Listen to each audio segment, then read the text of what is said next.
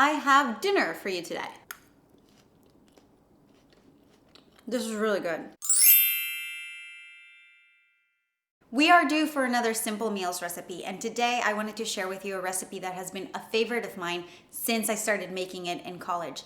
It is perfect for those hot spring and summer days when you get home from work, you're exhausted, and all you want is something that is light and fresh and easy to make. So this goat cheese, arugula, and tomato pasta is seriously one of my favorites, and it is so delicious. And it's basically just a dump and stir recipe, and who doesn't love those? So enough of me blabbling, let's get started.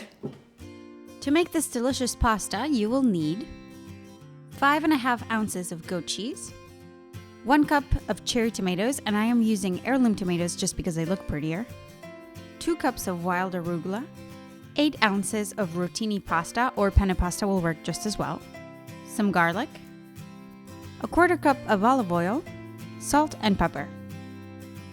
The first thing I'm going to do is cook the pasta according to the package directions. Nothing really interesting to tell you here, except for the fact that you should always salt your pasta water because it'll make it taste so much better.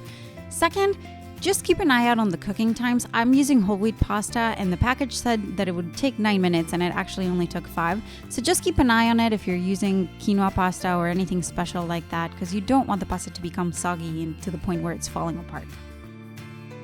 While the pasta is cooking, I am going to start by halving my cherry tomatoes. I'm sure you know how to do this. There's nothing really interesting to tell you here except for the fact that when chopping tomatoes, you should always use a serrated knife because that will chop into the skin of the tomato much easier. Then I'm going to roughly chop my arugula, nothing too crazy, just enough so that it's a nice, decent bite size. Next, I am going to mince some garlic, and it is really up to you how much you want to use. You can use anywhere between 1 clove or 4 cloves if you really like garlicky tasting stuff. I like the taste of garlic, and I am not going to be making out with anybody today, so I'm going to use it all. And next, we are essentially just going to dump and stir everything together. I'm going to start with the arugula, the tomatoes, and as much of the garlic as I want, and then I am going to start crumbling the goat cheese on top of it. I actually think I used a little too much goat cheese this time around, but you can adjust this depending on how much you want. Then we are going to add our drained pasta, and you want to add it while it is still a little warm because this will melt the goat cheese and it'll make it like a delicious sauce with everything else. Make sure you mix it really, really well. The last thing you want to add is the olive oil because if you add it earlier, it will actually make the arugula go really wet and soggy. So make sure that this is the last thing you add before the salt and pepper. Then just add salt and pepper to taste and you're done.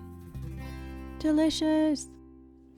And as you can see, this will give you a ton of leftovers.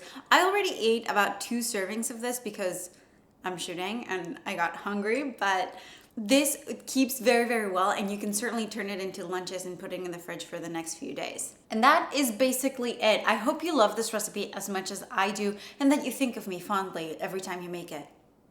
That was weird. Please don't forget to give this video a big thumbs up if you like the recipe, and I will be back next week with something completely different. Don't forget to leave me in the comments below what type of videos you would like to see next. I'll see you next time. Bye. There's a button over here that's subscribe. Please don't forget to click it if you want to be notified of every time I post new videos. And I will see you next week with something completely different. Bye!